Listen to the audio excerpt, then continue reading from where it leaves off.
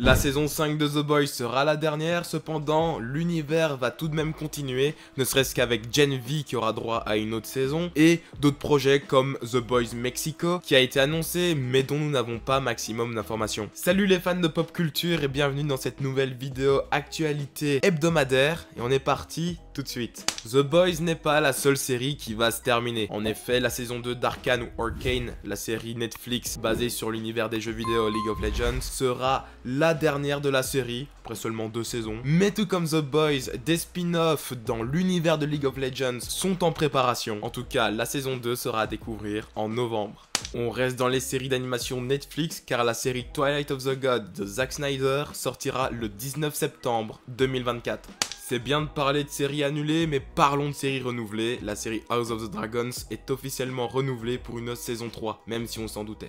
Et la dernière info série est beaucoup plus surprenante, je pense que personne ne s'y attendait vraiment. La série White Collar, FBI duo très spécial en français, va connaître un revival avec le retour du casting original. Salut à tous et bienvenue dans la rubrique casting. Première info casting, c'est Erin Kellyman qui rejoint le casting de 28 ans plus tard.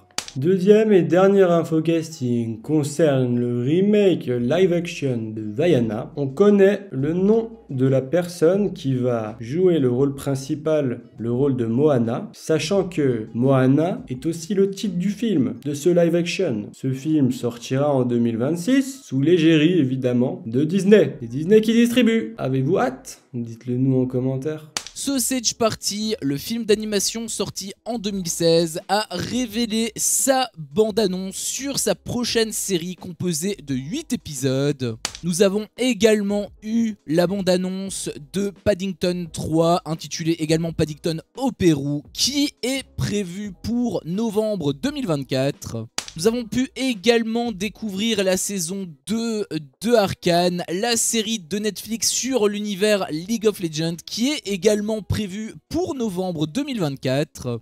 Et enfin, nous avons pu aussi voir la bande-annonce de Mon Espion 2, Mission Italie, où Dave Bautista, acteur très connu pour son rôle de Drax dans Les Gardiens de la Galaxie, poursuit donc son duo avec sa belle-fille et ce sera disponible le 18 juillet 2024 sur Amazon Prime. Bon les gars, on va un petit peu parler de Marvel comme chaque semaine. On va parler de Blade qui perd son deuxième réalisateur. En effet, Yann Demange quitte maintenant le projet. Je pense qu'il verra jamais le jour, c'est pas possible. Ce projet donc a eu 2 réalisateurs différents qui ont tous quitté le projet. Il y a des gens du casting comme Mahershala Ali, donc l'acteur de Blade, qui a voulu quitter le projet. Il y a 5 scénaristes différents dessus. Ça se passe pas bien et je pense qu'il ne verra jamais le jour. On reste chez Marvel car on connaît la durée de Deadpool et Wolverine et il va durer 2h07. C'est plutôt bien, je m'attendais quand même à plus, mais au moins il est au-delà des 2 heures. C'est déjà ça. On vous disait la semaine dernière que Adam Wingard ne reviendrait pas pour la réalisation de Godzilla / Kong 3. Lui qui est le réalisateur de Godzilla X Kong, le Nouvel Empire. Putain de merde, quoi?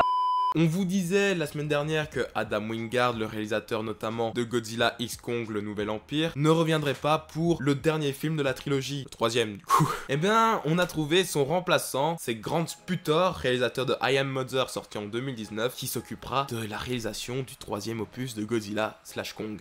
On reste dans les réalisateurs car Parker Finn, réalisateur de Smile, va réaliser un remake du film Possession et donc aura Robert Pattinson également en tant que producteur. Maintenant, il y a quand même de grandes chances pour qu'il joue dans le film. C'est pas encore officiel. En tout cas, pour l'instant, il est producteur. Depuis tout à l'heure, on parle de réalisation. Et bien, si je vous dis Creed 2, Transformers, Rise of the Beast, vous pensez à qui? Moi, je pense à Steven Caple Jr., qui est donc le réalisateur de ces 2 projets, et va réaliser un remake de Man of Fire, et ce sera une série Netflix avec notamment Yahya Abdul-Mateen 2. Saw 11 qui était prévu pour septembre 2024 et qui a été repoussé à septembre 2025, et ben nous avons enfin des petites informations de la part du scénariste. Celui-ci déclare: on écrit Saw 11 en ce moment et Kevin Greutert revient pour la réalisation. On peut déjà vous dire que ce film a quelque chose de totalement nouveau à raconter et ce sera vénère. Je fais une traduction approximative évidemment, mais en tout cas cela me hype énormément.